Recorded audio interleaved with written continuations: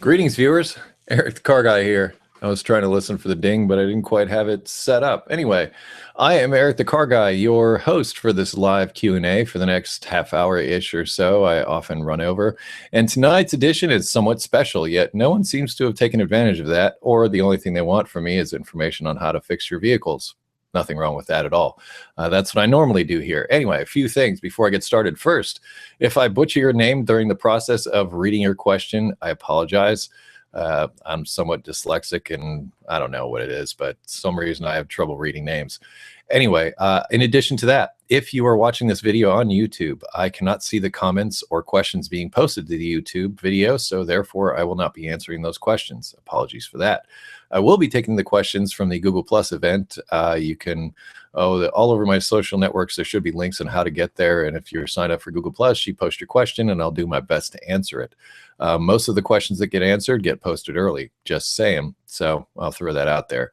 Other than that, one more thing that's kind of interesting. If I don't get to your question, there's always EricTheCarGuy.com. I have an FAQ section over there, also an active forum, and all kinds of just useful information there to try and help you. I will also post links in the description to the things discussed in this live Q&A down in the description. So give me a few minutes after the show concludes and check there for additional information, things I mentioned, stuff like that. Also video links, all that stuff. But I've just spent an inordinate amount of time trying to introduce this show. And now that I have, well, I guess it's time to start answering your questions. And as I said, I made this an AMA, but most of the questions seem to be automotive. I'm not opposed to that.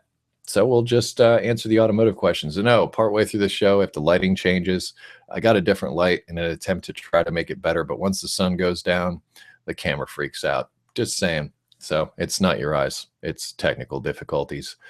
Raul Angus, see, already I'm starting with the names. Raul Angus, I'm not even going to go there. Has a crank no start on a V8 Ford 7.3 liter diesel. What could be the problem? Well, a number of things could be the problem. Fuel delivery, timing, or a compression issue. Look for one of those things is probably the best that I can give you. Also, check out Power Stroke Help. He is like awesome with Ford diesels, like really awesome with Ford diesels. All right, now Chris Marsh has a question. He is Canadian living in South Korea. How you doing? Has a 2002 Kia Optima with a Korean market 2-liter Hyundai Mitsubishi Cirrus engine, 5-speed manual, 4-wheel disc with ABS, 162,000 kilometers on the clock. Yay. Shortly after he bought the car 2 years ago, he had to replace the ABS actuator. Rather than spend $600 on a new part, he cheaped out and went for a $120 junkyard unit instead. The brakes were fine up until a month ago. Since then, the brakes occasionally bite within the first centimeter of pedal travel, much sooner than usual, and trigger the ABS, even on smooth, dry surfaces. This only happens under light braking at low speeds, such as while creeping along or stopping to a traffic or pulling up into a parking space. And it's more likely to happen before the car has fully warmed up. It doesn't seem to affect braking distance, and the problem goes away with a single pump of the pedal. The brakes work as they should in all other driving conditions, as has my cheapness come back to haunt me. Love your videos. Keep them coming. Thanks in advance. Well, thank you for that. Okay, hard to say on this one. I'm not going to say your original or your salvage yard part is necessarily the issue. Not saying it couldn't be the issue, though, and it also depends on how it's wired, how it's connected up. I mean, maybe there was an additional issue that was going on before you replaced it that had nothing to do with the unit itself, like maybe a wiring problem or something of that nature. So if you're experiencing similar problems that you had before you replaced it, which that information wasn't there, then whatever problem was there is probably still existing and it has nothing to do with the part. However, if this is something that it seems to have occurred after the replacement of that part, it could have something to do with the part, or it could be something like newer vehicles, and 2002 is relatively new. Newer vehicles may need to do a handshake with new parts, let's call it. In other words, you may need to plug in a scan tool to calibrate it so that it works with that vehicle. It almost sounds like there may be a calibration issue, and not being completely familiar with the Kia line and those procedures, I really couldn't say, but that may be what you're looking at. And the fact that it seems to go away after the first brake application, yeah, You know, I might tend to live with it to save myself, what, you know, $400. So it's difficult for me to say honestly, but if you have any codes for the ABS and you're able to pull those codes, that could be an important clue as to what's happening. Ross W has a small one today. Tried to replace my EVAP canister purge valve finally, but the hoses that connect to it are stuck on to the point where I'm afraid of I'm going to break the purge valve. Do you have any ideas how to approach this? Thanks a bunch. 2006 Hyundai Tiburon GS. The purge valve is actually behind the throttle body, if that's helpful. Okay, removing stuff. I can do that. A couple of things that I would try. First, maybe remove the purge valve from the throttle body and see if you have better leverage to get those hoses off. Last resort, and if the hoses are able to be replaced, like if they're just regular vacuum line, the old school trick is to take a razor blade, cut the line, and peel it open like an orange. For any hose that's difficult, especially older vehicles that used to have brass radiators. That was something they did quite often because if you put a pair of pliers on them, it would deform that opening, and it's very difficult to get back into shape because brass being very malleable, it would do that. So the trick was, just like I said, just cut the hose open and peel it away like an orange. I have a special set of hose pliers that I use, but if you're dealing with like plastic ends, it can be, well, very hairy, for lack of a better word. So yeah, try that. And maybe take a screwdriver and try to pry against the back of the line to try to push it off. Maybe that might be helpful. And sometimes just working them for a long period of time, it's hard to say. But the ultimate weapon, I think, is the cut and peel. So give that a try. Anil Rampal has an O3 MDX. He's having an issue with power steering system. When he starts the car in the morning, the pump makes a whining sound. I've checked for leaks and have found none. No bubbles foam present in the reservoir. I did a flush recently with new Honda power steering fluid. I had Acura power steering fluid in there before. Not sure if that makes a difference. If there are no leaks in the system, but the whining sound is present, does that confirm that the pump is on its way out? By the way, there's no hard steering, just the sound. Thanks for reading. Okay, Acura and Honda are the same thing. It's just a question of labeling. So as far as the fluid you used, actually you did really good. So good on you for that. As far as the noise goes, I believe there's a bulletin, and I've actually covered this in a Honda power steering pump rebuild video that I did, which I will put a link to in the description once this is all said and done. The issues that I found, and I did some research on it, was there's an O-ring that is on the inlet to the pump that often goes bad. And when it does, it sucks air. And you may not see air in the reservoir, but if there's any air in a Honda power steering system, it's been my experience that they do tend to be noisy. And if you go through that trouble to either replace that O-ring or track down wherever that possible air leak is, and you still don't find the problem, then okay, condemn the pump. But you've got a ways to go before that. And I would check, there's an O-ring, like I said, on the inlet. It's the big fat hose, not the high pressure hose coming out of it, but the big fat hose going into it. It's bolted to the top of the power steering pump, but if you remove it, there's an O-ring underneath it.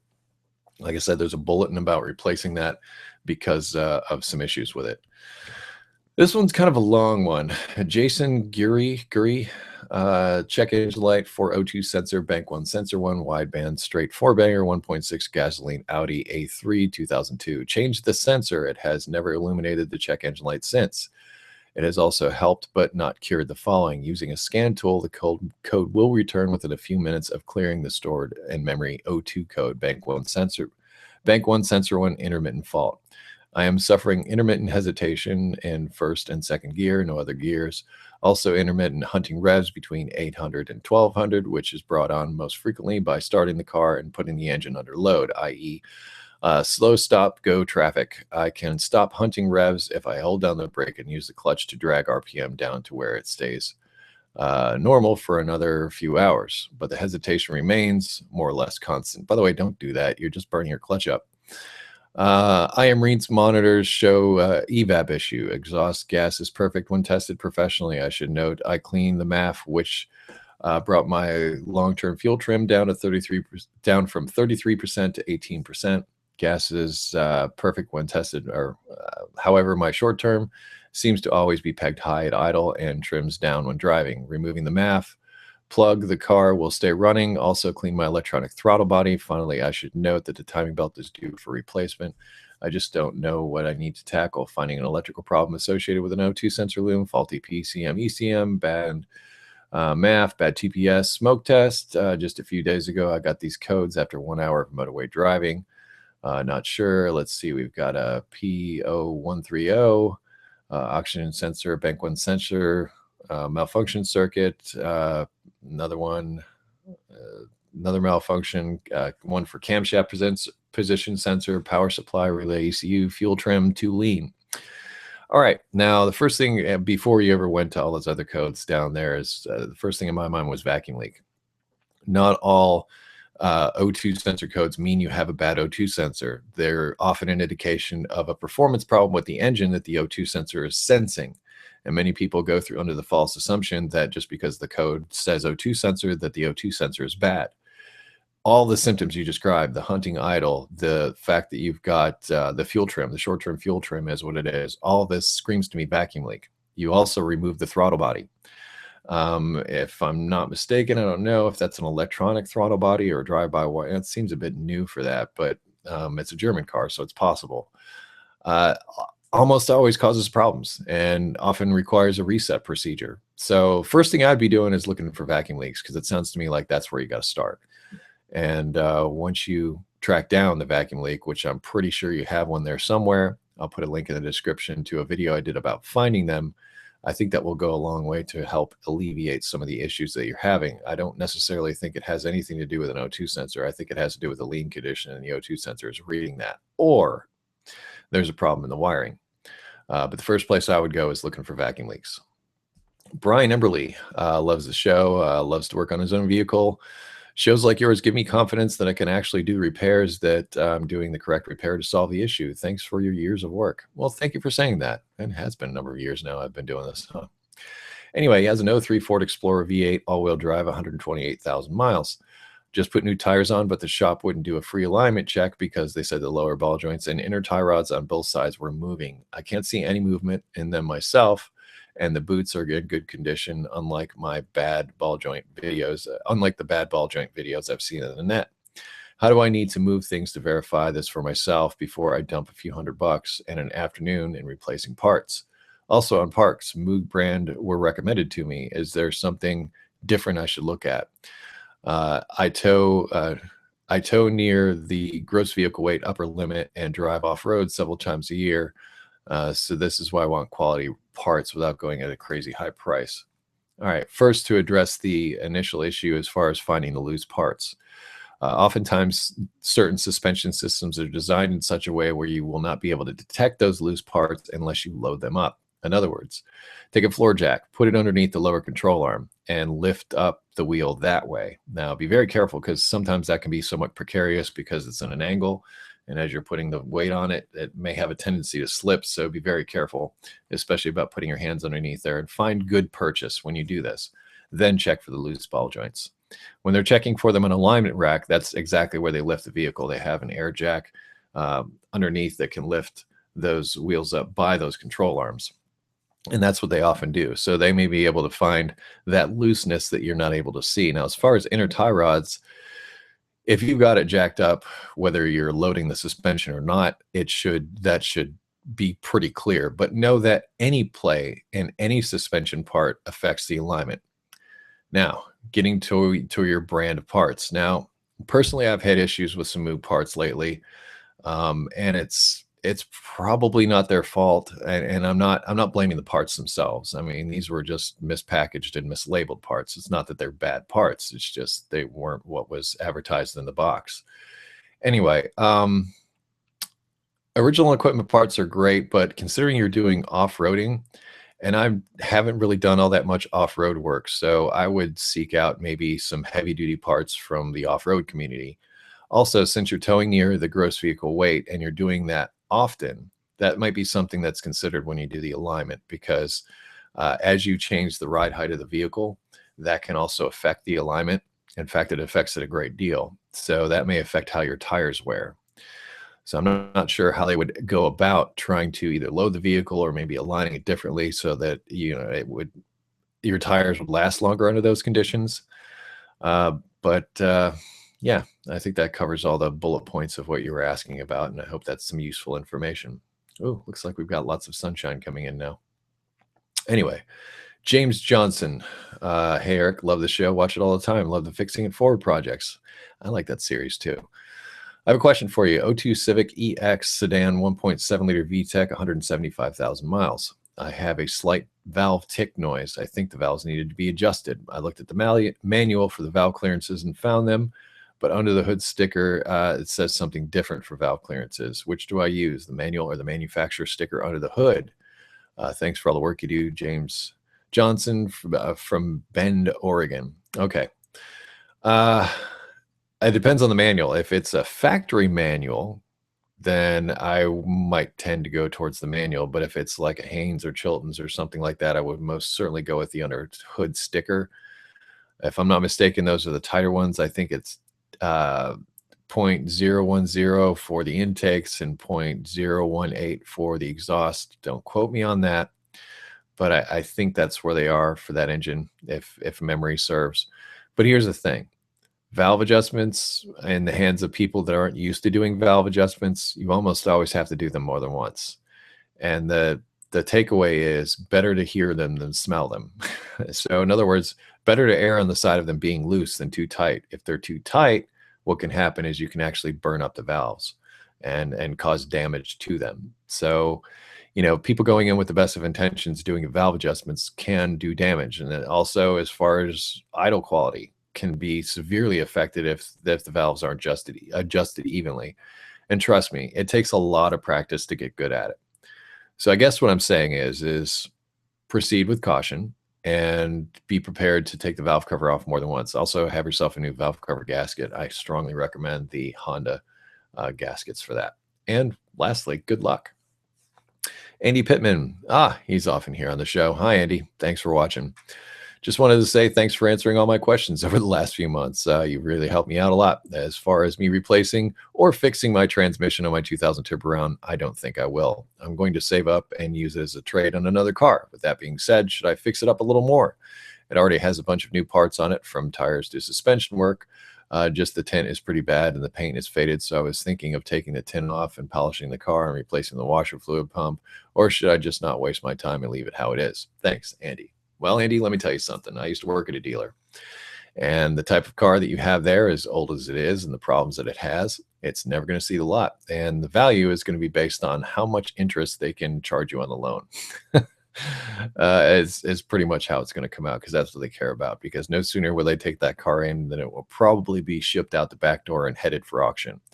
So in other words, they're not going to fix it up. They're not going to put it on the lot, and they're not going to give you a dime more, window tint or not. So they're going to want you paying interest on a car loan is what they're going to want. So I wouldn't invest dime one. In fact, if you have new tires, I might, and you have old tires to swap them out with, I might even swap out the new tires for old, because like I say, it's on the precipice of going to the junkyard. In fact, like I say, they're just giving you a discount based on a discount that they would probably give you anyway. So no, don't invest.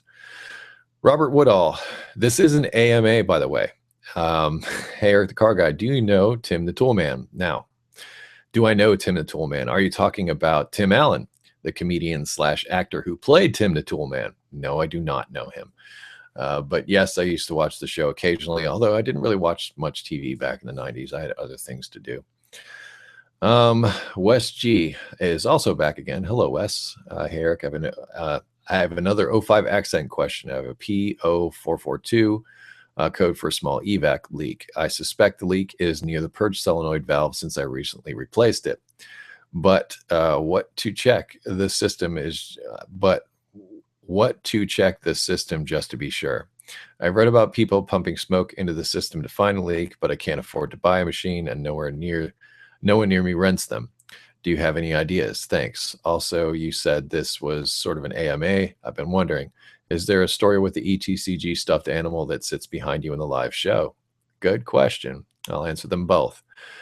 First of all, it's hard to assume where a small leak is. And smoke, you're absolutely correct, is the best way to find it. In fact, that's how most quote-unquote professionals find them. And I just recently got one from OTC, which I've been looking for an excuse to try out. But before that, there is a poor man's version, which I will post a link to in the description, where I've seen people take a coffee can, metal coffee can, a charcoal briquette, a little bit of baby oil, and a vacuum pump that you would use to evacuate the system on, say, an AC system. And those can be had for about 30, 40 bucks at Harbor Freight, if I'm not mistaken. In fact, that's where I got mine, and I've used it for years, and actually it works.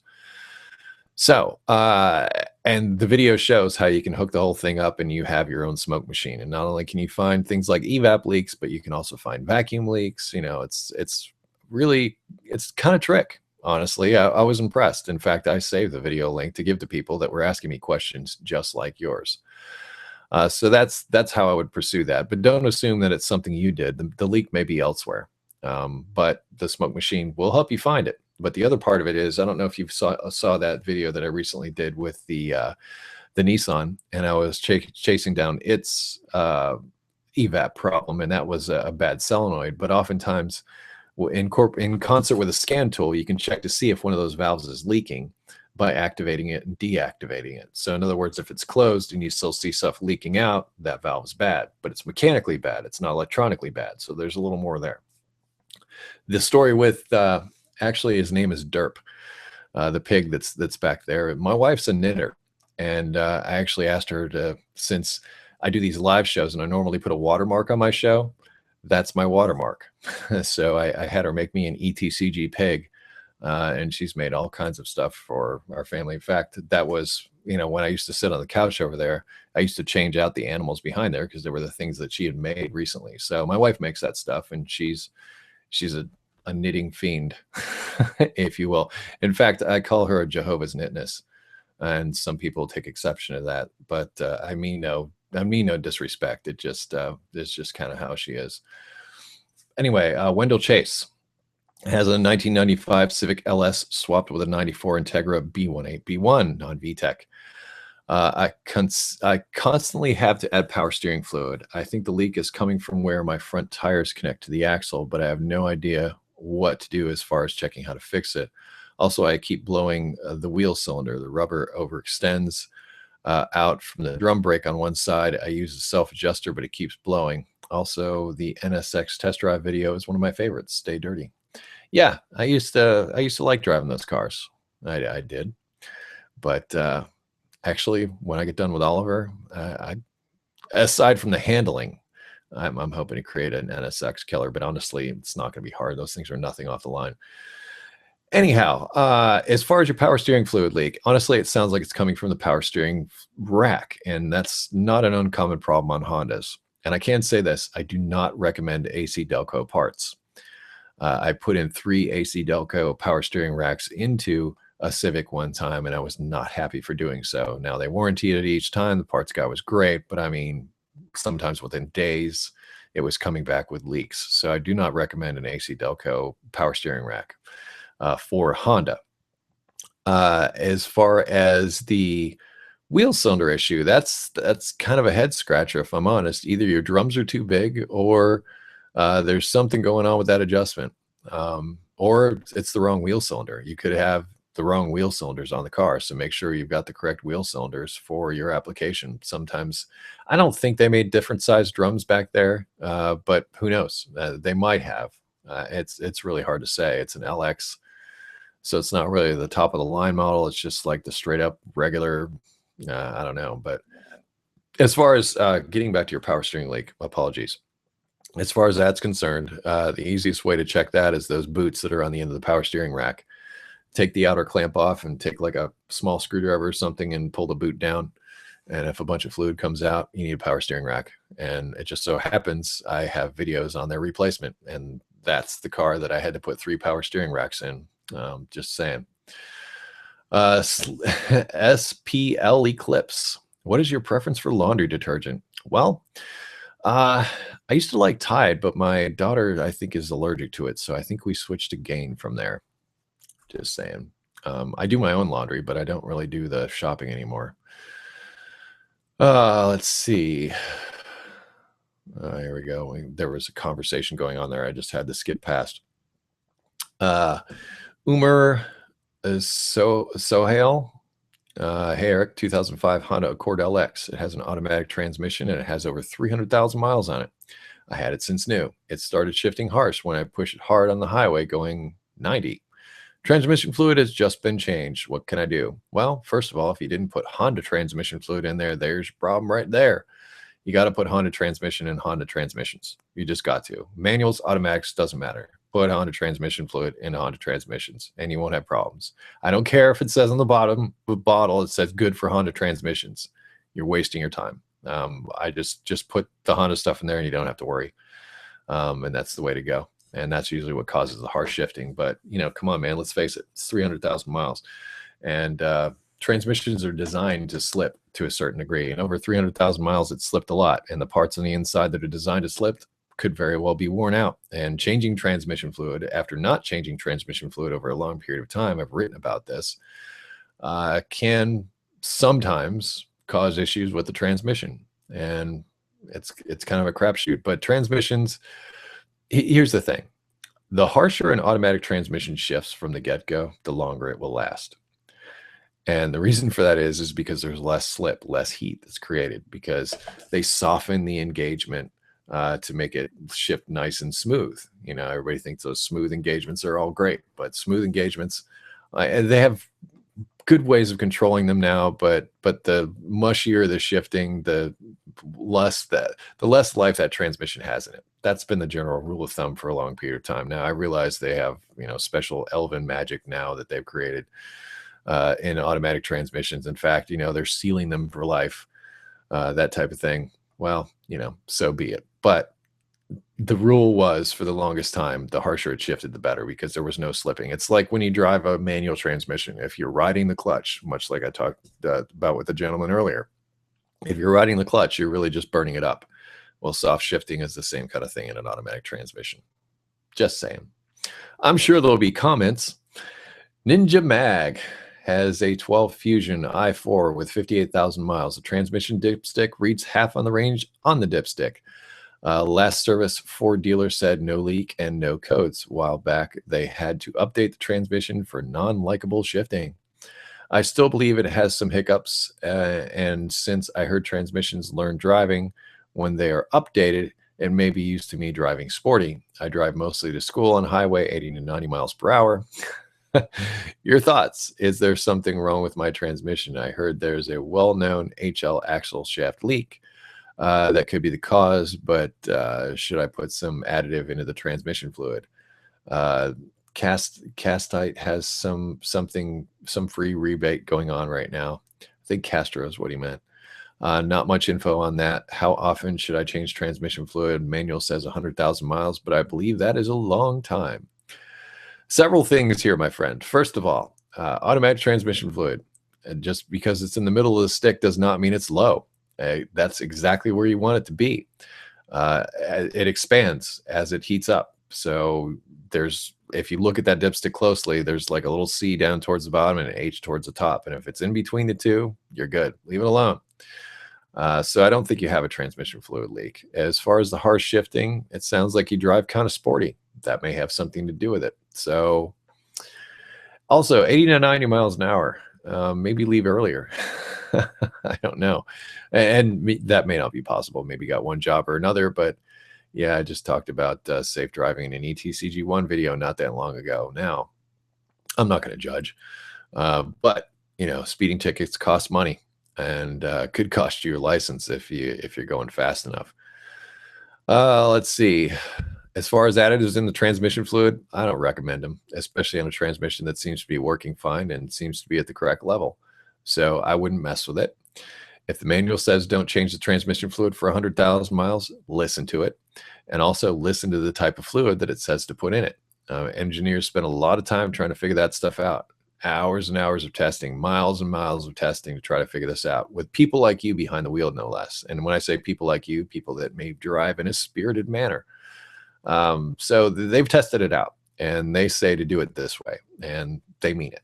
Take their word for it. Good luck. February, 99 Accord V6 sedan brake lines going from proportioning valve to the rear wheels have rusted through and started dumping fluid. I bought Honda genuine parts. My question is, will the brake line fittings be the same size on both ends? I will buy a flare nut wrench, but I don't want to buy two. I checked at the proportioning valve and it's 10 millimeter, but I didn't want to take the wheel off to check the other end. Also, do you have any experience with these lines? Will I be able to maneuver it around the rear subframe, especially the one going to the right rear wheel? What should I do if the fittings are stuck? Thanks for the Q&As. All right, my friend. If you wanted to save money, I would not have gone for complete lines from Honda. I would have actually gone for making my own lines, and I've been doing that quite a bit lately. In fact, you're going to get a video on April 27th where I show Eastwood's new tool about how to get into very tight areas and flare brake lines. The repair that I would do would be a double union flare. Notice I did not say compression fitting. I'll repeat that. I did not say compression fitting. Compression fittings fail inspection. Compression fittings are not considered a safe repair for brake lines. However, what is referred to as a double union flare is an acceptable repair. And basically what that is you're putting another fitting in the line and using it to replace things. And I've actually gotten quite good at fixing brake lines, and I kind of like it as far as bending them and shaping them and doing all that stuff. Yes, I have had experience doing what you're attempting, and I can tell you right now, it's a nightmare beyond belief that you have not experienced yet.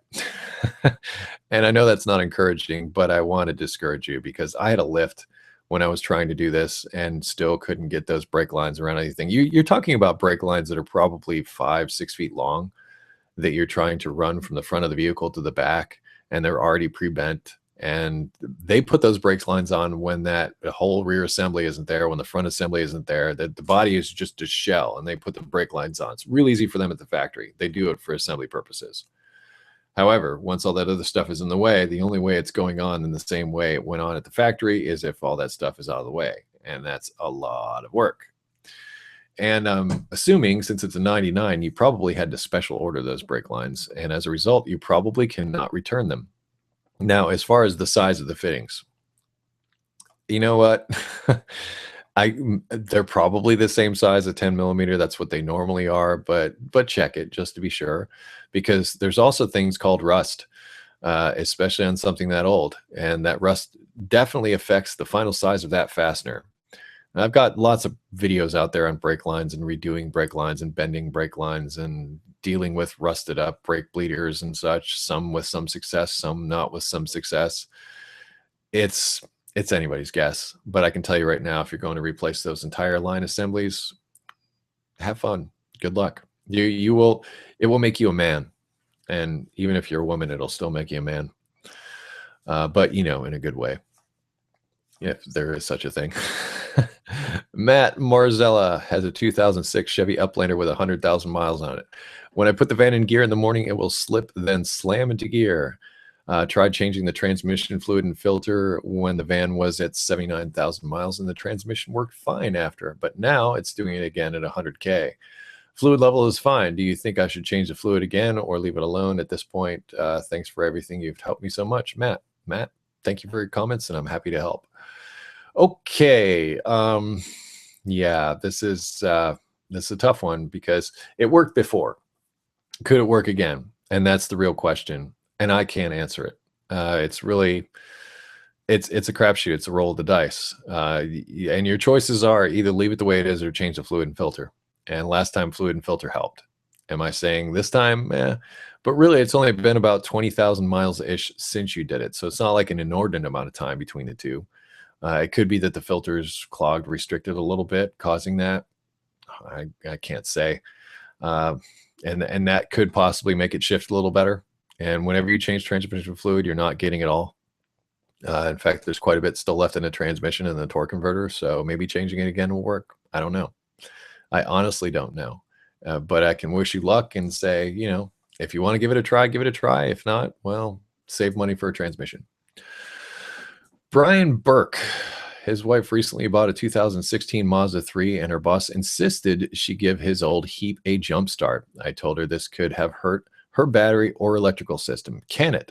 I know people often hook it up incorrectly by connecting positive to positive and negative to negative, But is there any truth that an incorrect or even correct connection caused problems to the donor car? Thanks, Eric. Okay, good question.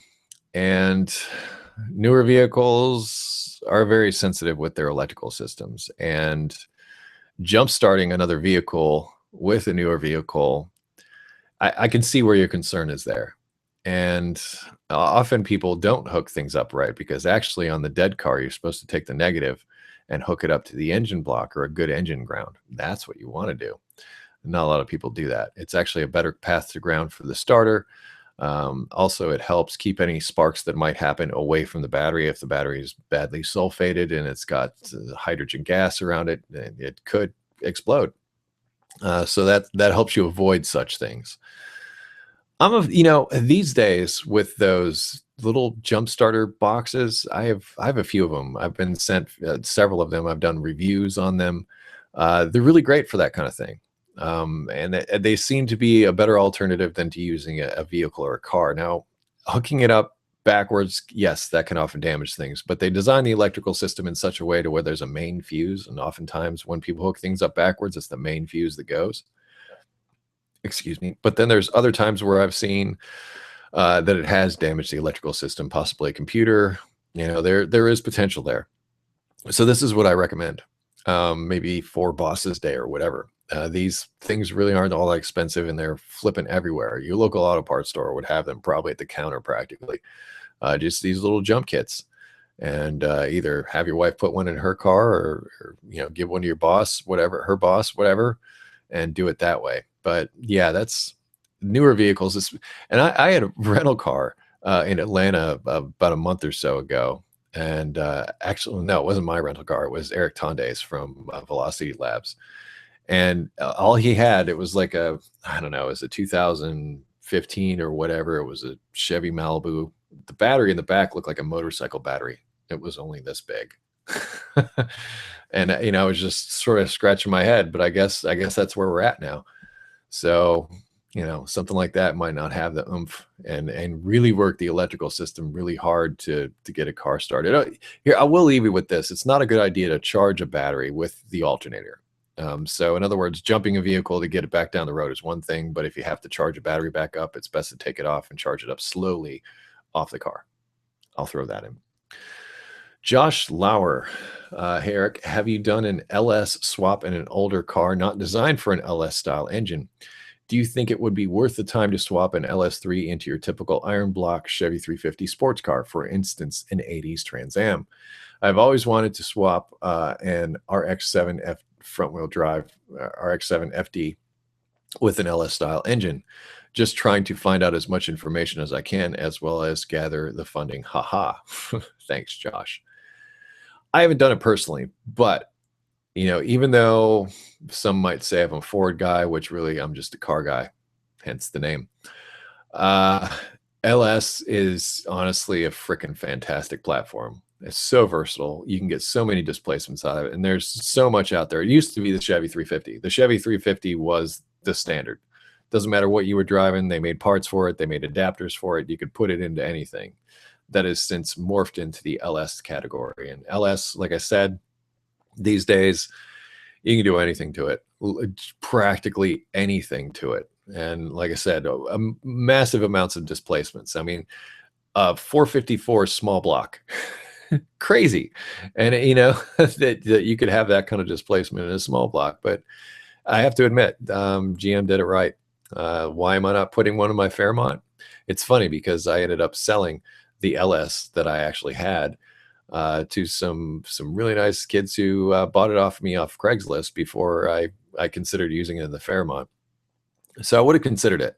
But I mean, they make standalone systems for them. You can make them carbureted. You can make them not carbureted.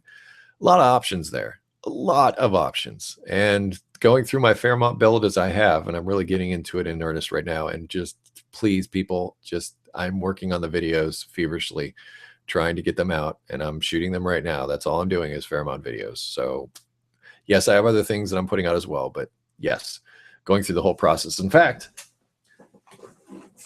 just today, I got some more goodies. Bump steer tie rod ends from Stita that I got. And I love getting new parts. And I just finished working on the transmission, and I just tore apart the engine, which premium members now know what's going on with that engine, but the rest of the world will know soon enough. But my point is, you're going to be doing research. You're going to be spending a whole lot of time. I have a massive bookmark list in my browser from the articles that I've read, the things that I've looked up on the different things I want to try and want to do. That's what's wonderful about the internet today. I mean, it's really great that you have that resource and you can find a lot of information on what you're trying to do. And I'm sure you'll find some forum or something like that somewhere, but you know what? LS, awesome platform. Just going to say it. All right, Nicholas Omnimet. Hey, Eric, I was driving a Mazda RX-8 in the snow and slid into a curve. Front passenger tire was damaged and the wheel was bent. Replace those. When checking for play looseness with hands at 12 and 6, I have a little play. Car drives fine and straight, but at 60 miles per hour, I get a vibration. Almost sounds like a tire is rubbing on something, even though it isn't. What should I do? Sounds to me like possible wheel bearing, especially with an impact damage like that. In fact, I did a video on this very thing. The same stinking thing happened. It's a very common problem, especially when things get slippery. We call it curbing it. So it's quite possible your bearing is damaged. And an RX-8, I'm thinking that's rear wheel drive. So it might be easier to check it. And that little bit of play might be something that's supposed to be there. It depends on the type of bearings they use up there. It's been a while since I've messed with something like that, so it's hard to say. So I'd be looking for a bearing issue is what I'd be doing. Combat JM89, go Team Venture, dude. I also have a Guild of Calamitous Intent t-shirt that I got that I'll try and show off in the future. James Johnson has a 2002. Oh, you know what? It's time for randomness, but I'm going to answer James's question. Actually, I already answered your question, James. You did an earlier question, so I usually go to random. I didn't realize how late it was getting. All right, going to the top of the line, we have TST1MZ, O2 Impala. I have 2 different OBD2 scan tools and a multimeter. One of your videos actually got me out to get these tools to trace an issue I had with my battery going completely dead and fixing the issue. Thanks. Anyways, I have an O2 Impala, and now I'm having issues getting the OBD to sync to the computer. Any ideas? Scratching my head on that one. Check the fuses, make sure they're all good, and also check another scan tool. Maybe it's an issue with the scan tool you're using. It's kind of a head scratcher for me to really pin that one down. So it could be like a bent pin or something like that on your connector, or it could be, like I say, blown fuse, something of that nature. So yeah, and whenever I'm checking for fuses, I check all the fuses, because sometimes a fuse may be listed as it does this or does that, but it may have somewhere in its circuit some relationship to some other system. It's just been my practice, and I do it a quick way. I just get out a power probe, or a test light will also work, and I just hit the backs of the fuses and check for power on both sides. If you got power on both sides, the fuse is good. And if you got ground on both sides, the fuse is good. If you got power on one side, ground on the other, that fuse is bad. It's just a quick way to do it. And I check all of them inside the car and underneath the hood. Austin Hatmaker has a 99 Dodge Neon. When he goes to start it, it cranks over quite a few times, and there is AA way to make it start faster. And there is there a way? Weird. Okay. Oftentimes when there's like a long crank time, one of the things I check is fuel pressure. And the way I'll do it is I hook the fuel pressure gauge up before I try to start the car, especially after it's sat overnight. And I'll just turn the key to the on position. And I won't try to start the car or anything, and then I'll turn it off. And I'll observe the fuel pressure to see if it drops off. It should stay. You should maintain fuel pressure for some time before it drops off at all. And if it drops off rapidly, like say within 30 minutes, we'll call that rapidly. If it drops off rapidly, the check valve inside the fuel pump could be the issue. If that's the case, the fix is to replace the fuel pump, or you can cheat it a little bit. You've got an older car there. Before you try and start the car next time, just turn the key to the on position, like I said, to prime the fuel pump, or prime the fuel system. So you turn it on, primes the fuel system. Do that like 3 times, and then crank the engine. And if it starts right up then, well, you just bypass that whole check valve problem. Just saying. Let's see who we got here. Tripic. Okay, Eric. Greetings from Norway. Okay, that's why I can't say the name. Sorry. 2009 VW Touran, 95,000 kilometers, and I think the rear springs are worn. Does spring lose tension? They don't necessarily lose tension. Well, maybe that is the proper way to put it. Yes, over time they will sag. They will wear out. And the way you measure this is to measure the ride height of the vehicle somewhere in the service manual. It likely won't be in the owner's manual. It'll be in a service manual for the vehicle. A lot of times you can find those online. Original equipment service manual is just one you're looking for, the one from VW, and measure the ride height. And that will tell you, because that's what springs do. They hold the vehicle up and they hold it at a certain height. And if it gets low, then it will cause problems with the ride height and also affect the overall alignment. So the way to check it is like that. Like vehicles with torsion bar suspensions, those are adjustable. So that's kind of nice that you can adjust them. I don't think that necessarily has them, though. I honestly don't know. Okay, going down. Chris Yanni, Honda. I just got a 2003 Honda Accord K24 5-speed, all stock, original clutch, still works great. One owner, $1,500. I'm thinking the coolant is really old and high mileage. How should I flush it? And what else would you do to fix ASAP on it? All the ball joints and bushings look old now, but worn. Tell me what you would do if you just got the car. Thanks, man. You're the best. Well, thank you. All right. Okay. As far as the coolant, you can just go ahead and change it. In 2003, I think I would update it to the blue coolant. There is aftermarket stuff out there. The stuff from Beck Arnley is pretty good, so you don't have to spend Honda money on it. But like I say, with all Honda stuff, especially the transmission, use Honda transmission fluid. You might just see where it's at as far as the service stuff goes, as that's what I would do. And then I'd look around for problems. And if you're going to spend money on it, buy good tires. I can't stress that enough. If you want that car to feel like new, save your money, buy good tires. Make sure everything else is mechanically working fine. Bring its service stuff up to date, but buy good tires and use Honda fluids. And good luck with the car. It sounds like you got a good deal. Jack S. Is there a way to make the transmission shift harder?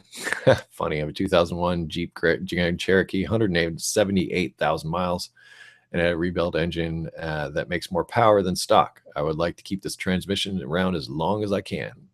Shift kit, my friend. A lot of times you can, I'm fairly certain there's a shift kit for that, but I don't know if it would be like for performance. It might be off-roady, hard to say. But yeah, shift kit will be the way to go. And that involves taking the valve body down and sometimes drilling holes and removing check balls. It's kind of involved. It's transmission brain surgery is probably the best way that I can put it. If you're brave enough to try it yourself, they usually come with fairly detailed instructions, usually. But if they don't, you might consider maybe taking the valve body out yourself and taking it to a transmission shop and saying, here, sir, can you please install this shift kit for me? And that will definitely change the way it shifts. Because there's certain springs you change, all this stuff. In fact, check out that video I did on automatic transmission disassembly. You can see some of the stuff that's down in the valve body. And those valves are basically what makes it shift. Those and electronic solenoids these days, which I think there were some in there too. Ooh. Alan Zero, I saw a 73 Mustang. Hey, Eric, thank you for doing the show. I have a 73 Mustang straight six. Hey, that's the same engine Oliver has in it, I bet. It's having a crank but no spark situation. Carb engine are pretty new to me, and I'm not sure where I want to test to find my no spark issue. I did the spark test using the engine block you showed in your video and found I didn't have spark. Thanks again. Your show has really helped me get the confidence to be a DIYer. Awesome. All right, you need to find out where the no spark is coming from. So if you just took a spark plug boot off and checked for no spark there, there's still going to be a problem with the rotor, the distributor cap, or the ignition coil. So what you might want to do is take the one off the ignition coil and check to see if you have spark there. If you do have spark there, then your problem is either the distributor cap, the ignition coil, or the wires, in which case I would just replace them. A 73, I don't believe has an electronic ignition. It's a point style ignition. And there's something in there called a condenser that often comes with those points. And you have to set the air gap those points as well. And it's too bad I don't have one, because I'd love to do something on that. But the thickness is about 17 thousandths, which is about the same as a matchbook. So that was like the old school way of doing it. You would set the point gap using a matchbook. It was really trick when you could do something like that back in the day. So it could be a condenser problem. It could be a bad coil too. Before you say, what's the resistance check on the ignition coil? You know what? I've given up on resistance checks for ignition coils. I found them to be absolutely useless because coils fail under load. They, you know, the milliamps that you're putting through a coil winding doing an ohm test is simply not enough to detect a real problem inside an ignition coil, in my experience. So I've just given up on that entirely. I check for power and a switching ground. So you turn the key on, there should be power, and I know there's a plus sign on the ignition coil.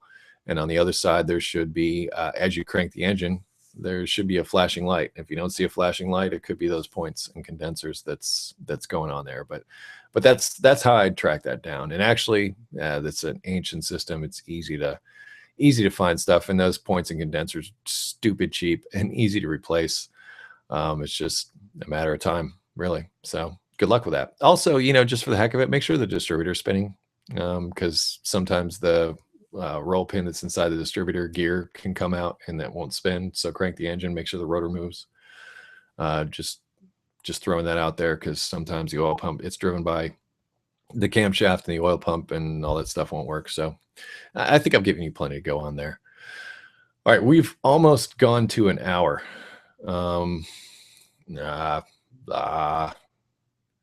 Let's see. I don't see anything that's like quick. All right. All right, Brandon, this will be last question. Brandon Corcut has a friend with a 2002 Honda Civic LX that has what I assume a transmission problem. When he puts the car into drive, it will not move. It will just rev. When he puts it into D2 position, it will work. Thank you. Could be a linkage issue. Could be that the linkage going from the shifter to the transmission is not on there correctly. Look at the indicators on the dash, if it has them, to see if it illuminates when you put it, you know, whatever gear you're in, if it illuminates in there. If it doesn't, then that could have something to do with it.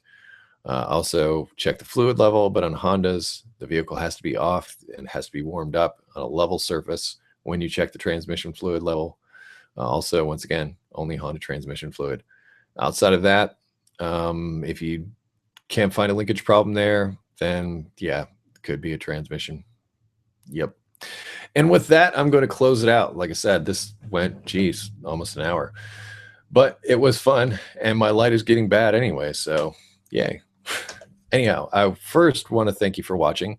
As stated, I'm going to put tons of information down in the description for you, but I'm going to need a few minutes to put that together after the show concludes. Once again, if I can't see the YouTube questions, so I won't be answering the YouTube questions. But here's the cool thing. Because of a scheduling thing that's coming up, I'm going to be doing another live show next Wednesday on the 20th. So if I missed you today, let's catch back up on the 20th. We'll come back and try it again in a week. So yay. Outside of that, once again, EricTheCarGuy.com. There's an FAQ page.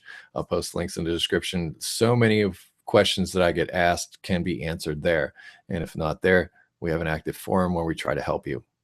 Just, you know, just trying to help out, trying to help you solve your automotive stuff. Anyway, once again, I want to thank you for watching, and I'm going to close this one out the same way I close everything out with, oh yeah, Google+, Facebook, Twitter, Instagram, if you wish to connect with me socially. Be safe, have fun, stay dirty.